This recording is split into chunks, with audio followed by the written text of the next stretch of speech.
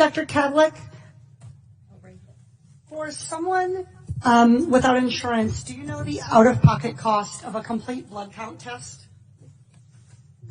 No, ma'am, not immediately. Do you have a ballpark? With a copay, ma'am?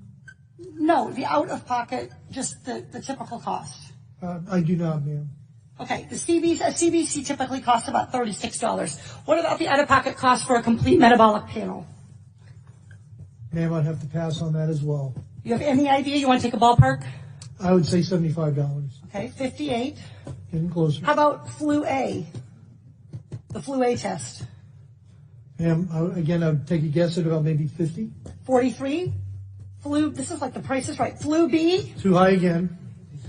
I would probably say 44. That's good. How about the cost of an ER visit for someone identified as high severity and threat? I'm sorry, ma'am, what was the question again? How about the cost of an ER visit for somebody identified as having high severity or high threat? High severity, but ma'am, that's probably about $3,000 to $5,000. Okay. That is $1,151. This all totals up to $1,331. That's assuming they aren't kept in isolation.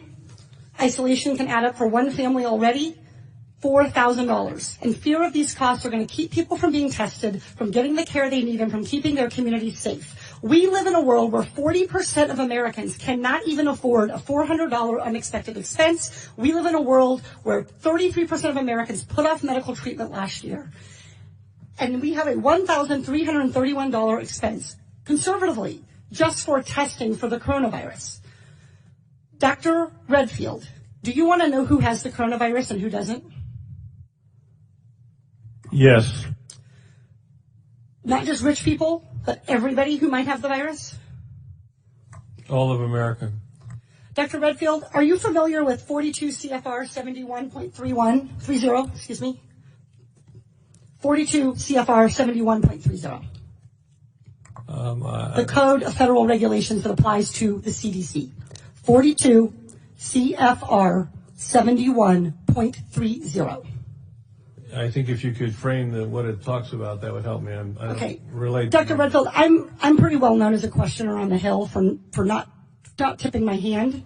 I literally communicated to your office last night and received confirmation that I was going to be asking you about 42 CFR 71.30.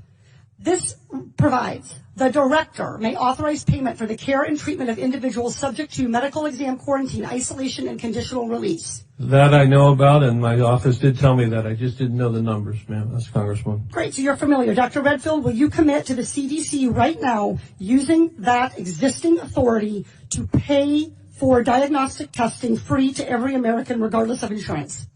Well, I can say that we're going to do everything to make sure everybody can get the care they need. Reclaiming my time. Dr. Redfield, you have the existing authority. Will you commit right now to using the authority that you have vested in you under law that provides in a public health emergency for testing, treatment, exam, isolation without cost, yes or no? What I'm going to say is I'm going to review it in detail with CDC and the department. Reclaiming my time. Dr. Redfield, respectfully, I wrote you this letter along with my colleagues, Rosa DeLaura and Lauren Underwood, Congressman Underwood and Congressman DeLaura. We wrote you this letter 1 week ago. We quoted that existing authority to you, and we laid out this problem. We asked for a response yesterday. The deadline and the time for delay has passed. Will you commit to invoking your existing authority under 42 CFR 71.30 to provide for coronavirus testing for every American regardless of insurance coverage?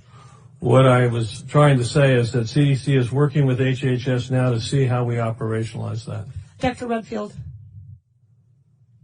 I hope that answer weighs heavily on you, because it is going to weigh very heavily on me and on every American family. Our intent is to make sure every American gets the care and treatment they need at this time of this major epidemic, and I'm currently working with HHS to see how to best operationalize it. Dr. Redfield, you don't need to do any work to operationalize. You need to make a commitment to the American people so they come in to get tested.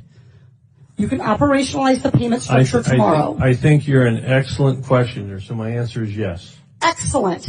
Everybody in America hear that. You are eligible to go get tested for coronavirus and have that covered regardless of insurance. Please, if you believe you have the illness, follow precautions. Call first. Do everything the CDC and Dr. Fauci, God bless you, for guiding Americans in this time.